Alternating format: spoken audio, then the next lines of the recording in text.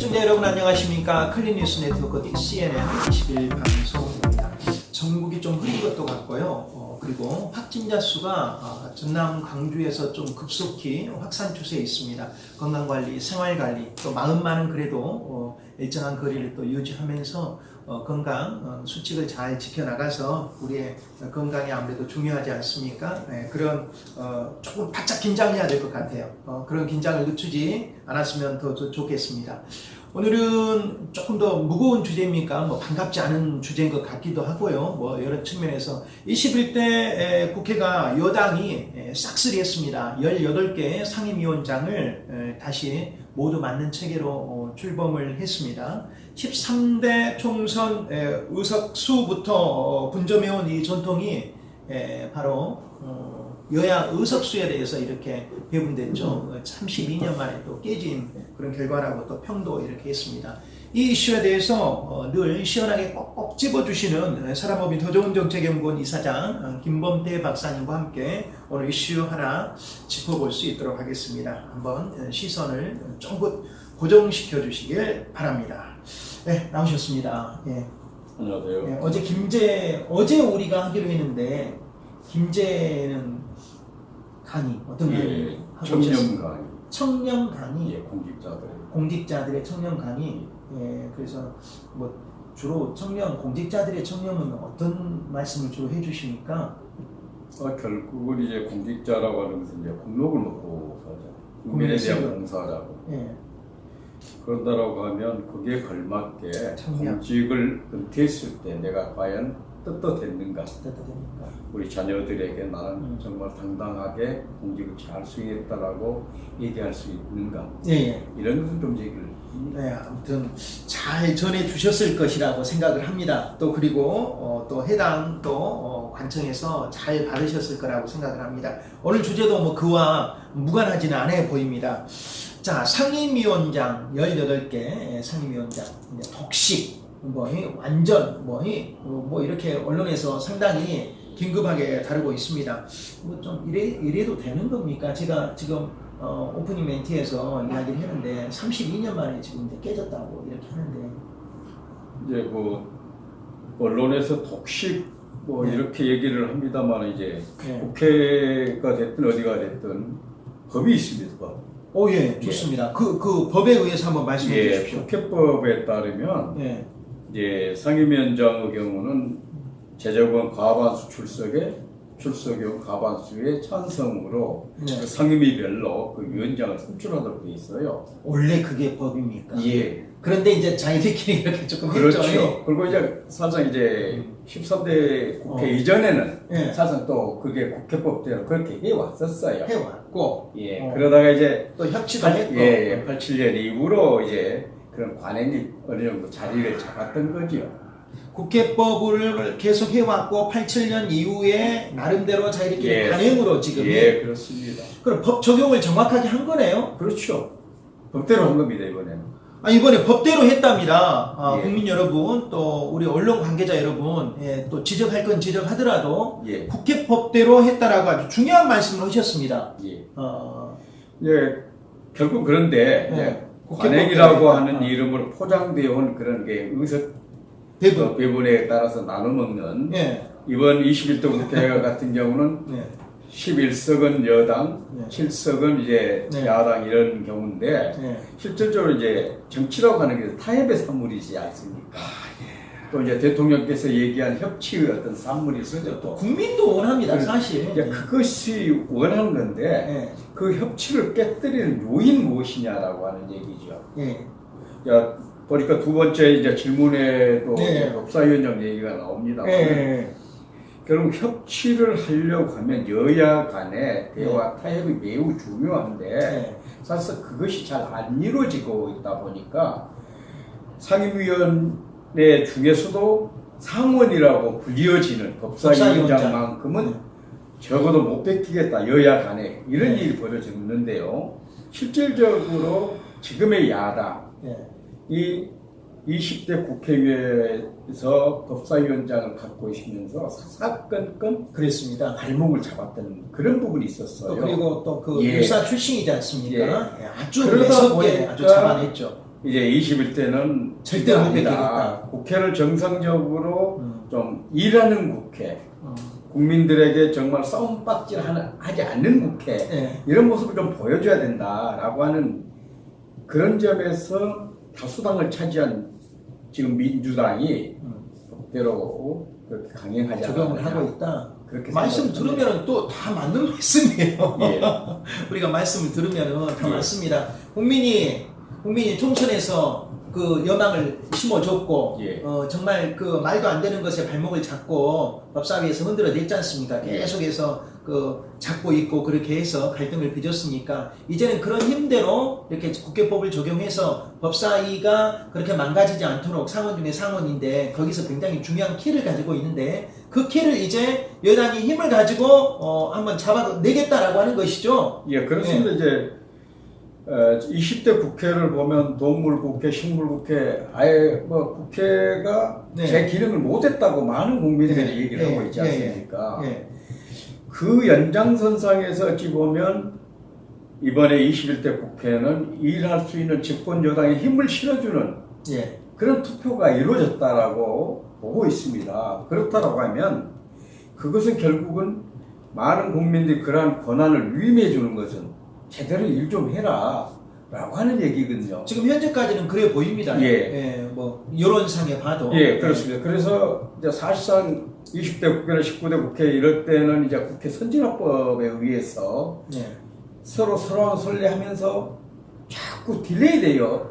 자, 입법이라고 하는 것이 제때 제대로 처리가 돼가지고 그것이 국민들 피부에 와 닿도록 해야 되는데 행정기관으로 같이 그렇죠. 적용이 돼야 되죠. 막말로 지금 추경 30, 뭐, 이번에 예.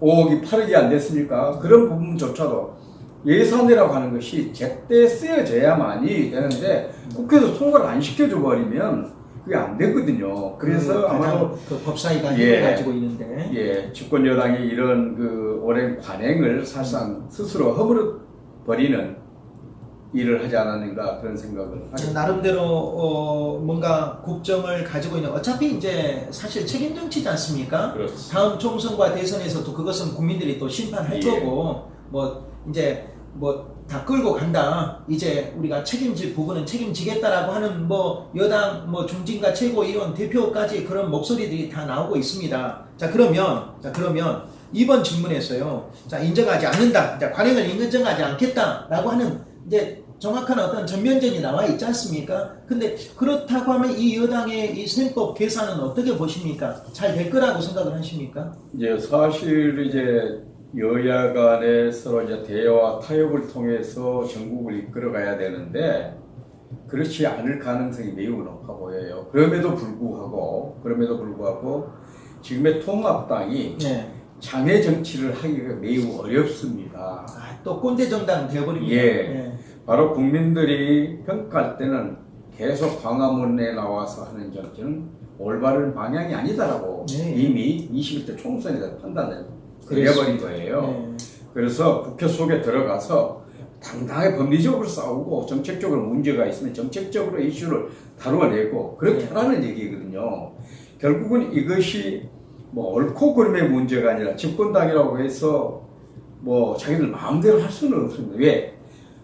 야당의 눈도 있지만 국민의 눈이 있거든요. 그렇게. 예. 그래서 이제 국회법에 임의대로 따라서는 마음대로 하는 할 수가 거죠. 없습니다. 예. 그러니까 나름대로 기본 정당성은 가지고는 있습니다. 예, 그렇습니다. 국민을 무시한 것은 아니고 예. 국회법 절차에 의해서 상임위도 그 뭐 과반수에서 과반수 출석해가지고 다 이제 정리가 된 거고. 예, 예. 근데 다만 지금 이제 이런 그 관행을 좀 무시했다라고 하는 것에 대해서 어떻게 본다라면 야당에게 좀 이런 걸 좀 주지 않았다, 힘으로 밀어붙인다라고 하는 그런 어떤 이제 그 이야기가 이제 관점이 되고 있는데요. 국민의 어떤 그 온정적인 네. 그 뭐랄까 지지를 유도해내기 위한 그런 추임새라고 저는 보여지는데요. 그렇습니다. 실질적으로 20대 국회에서 법사위원장을 맡아가지고 사사건건 발목만 잡았던 그런 네. 형태들이 결국은 국회를 식물국회, 동물국회로 만들어버렸다고 하는 것이 국민에 굉장히 강하게 자리매김되어 있습니다. 그래서 그것을 탈피하기 위해서라도 이번에는 집권 여당이 적어도 거대 여당이 된 마당에 그래서 그대로 방치해서 안 되겠다라고 하는 관점에서 법사위원장의 그 야당이 차지했던 관행을 과감하게 이번에 떨쳐버리는 그런 거라고 그렇습니다. 그 이제 국회법대로 가니까 뭐 법을 어긴 건 아니니까 지금 이제 특별히 잘못은 없어 보이는데요. 뭐 질문이 여러 개 있는데 상당히 그렇습니다. 어떻게 본다라고 하면은 지금 이 시스템을 계속 가다 보면은 혹시 독주 프레임, 지금 이제 미래통합당에서 그걸 하나를 가지고 있는데 독재 정권이나 독주 프레임이 될 우려가 사실 높은데요. 어차피 같이 해야 되지 않습니까? 같이 해야 되는데. 바로 염려되는 부분이 그런 부분인데. 혼자 갈 수 있을까요? 저는 그 부분이 제일 지금 궁금합니다. 혼자 갈 수 있습니까? 결국 이제 국회의원 한 사람 한 사람 헌법기관이지 않습니까? 그리고 또 이제 국회의원이 어찌 보면 나름대로 자신의 이름으로 입법을 추진하기도 하고 그것이 국회에서 통과되고 안 되고 그 다음 문제이지만 어떻든 간에 그런 입법 과정에서 어떤 법을 이제 위반하거나 할 때 야당의 뭐 쓴소리, 반대, 비판 그것만 존재하는 것이 아니고 입법 과정에는 다양한 국민들의 목소리도 듣지 않으면 안 되게 되어 있습니다. 그리고 과거 같으면 사실상 군사 독재 시절이나 그 뭐 좀 민주주의가 좀 진전되지 않은 그때는 사실상 집권당이 됐든 다수당은 막 밀어붙이는 그런 경우가 있었거든요. 근데 지금은 사실상 이번 투표 결과를 보시면 잘 알겠지만 41%에 달하는 야당을 지지했던 많은 국민들이 보고 있습니다. 그것이 가장 그렇죠. 그게 가장 무서운 것이 될 수밖에 없어요. 그래서 함부로 못할 것이다라고 하는 것이고요. 어차피 저희들이 정치를 한 번 하고 그만두지 않는 이상은 계속해서 이제 뭐 나름대로의 그런 그 커리어를 또 계속 나갈 거고, 어차피 또 그 정당이라고 하는 것은 집권이 목표지 않습니까? 그러죠. 행정부에 또 집권을 하는 것이 목표고 그렇게 되는데요. 마지막 질문에 가서 뭐 이해찬 당대표까지 모든 것을 짊어지고 가는 상황이 됐다라고 하는데요. 이 질문보다는 당연히 답변이 바로 나오시니까 양 당에게 훈수 한번 해주시죠.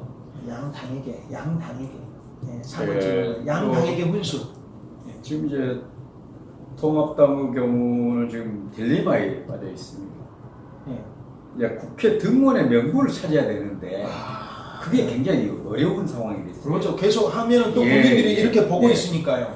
국회의원을 뽑아줄 때는 국회에 들어가서 국회 내에서 일을 하라고 얘기했는데 계속해서 밖에서만 돌면 어떻겠다는 얘기예요. 세비 안 받아야 돼요. 자, 예를 들면 들어가면 당장 추경에 지금 뭐 11일까지 얘기를 하고 있는데 집권당에서는 내일까지 통과를 시켜야 된다라고 하는 얘기거든요. 그래서 며칠간의 말미를 주라고 하는 그런 부분조차도 어찌 보면 예산을 집행해야 하는 행정부에서는 굉장히 황급하거든요. 그리고 코로나19로 인해서 많은 중소기업을 비롯한 국민들이 아우성입니다. 자영업을 하는 사람들이나. 그럼 그것이 입법적으로 빨리 통과가 돼야 행정부에서는 그걸 집행을 한다는 얘기죠. 그래서 시시비비를 할 것 같으면 들어가서 빨리 해라.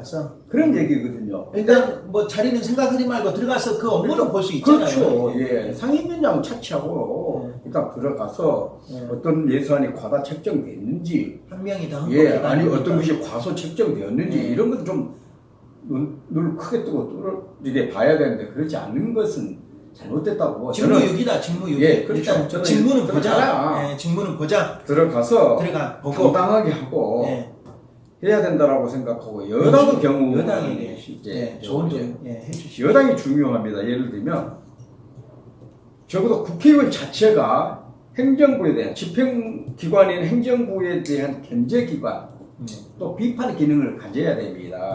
그것이 권력 분립의 핵심입니다. 근데 집권 여당이라고 해가지고 그것을 등한시해버리면 안 된다라고 하는 관점에서 통법부 형태가 되면 안 된다. 지금 마치 좀 그래 보여요. 무조건 온 것을 그대로 거수기 해버리는. 바로 그런 얘기. 적어도 집권당에서 정부에서 제출한 그 예산안이라 할지라도 견제 비판이 있어야 내로 시시비비를 좀 가려서 정말로 가감을 해야 된다. 자, 늘려줘야 할 것은 늘려주되 또 줄여야 할 것은 과감하게 줄여줄 수 있는 네. 그런 것이 실질적으로 국민들 눈에 봤을 때는 그야말로 견제 기능을 제대로 하고 있구나. 단지 의석만 차지한 것이 아니라 맞습니다.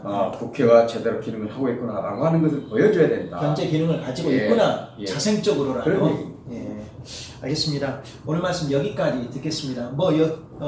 역시나 뭐 이렇게 깊이 있는 통찰력의 말씀으로 각 여당에 또 그리고 또 야당에게도 주문을 했습니다. 야당에게는 들어가서 싸우라고 하는 그런 이야기를 또 했고요. 또 여당도 역시 무조건 거수기가 아닌 견제와 비판과 그런 입법 정책의 그런 기능을 충실히 해줄 것을 이렇게 당부를 하셨습니다. 오늘 말씀 여기까지 듣겠습니다. 박사님 고맙습니다. 예. 참 국민이 그토록 원하는데 협치는 그렇게 어렵습니다. 안 보입니다. 막막합니다. 그래도 들어가서 건전한 그런 입법 정책의 의무를 다 해주기를 바라고요. 국민이 또 슈퍼여당에 힘을 줬습니다. 그러나 보이지 않게 협치의 주문도 느꼈습니다. 국민은요, 여당과 야당이 정말 이렇게 맨 이렇게 싸우지 말라라고 하는 것이 아니라 싸울 수가 있습니다. 그러나 현안에 대해서 건강하게 비판하고 일하고 그리고 서로가 서로를 인정하면서 윈윈할 때 안정감을 느낄 수가 있습니다. 이 점 우리 정치권이 이렇게 한번 오늘 시사대만을 통해서 제 방송을 듣고 그렇게 또 인지하는 그런 시간이 됐으면 좋겠습니다. 지금까지 보도의 제작의 오스량 진행의 저는 임년이었습니다. 고맙습니다.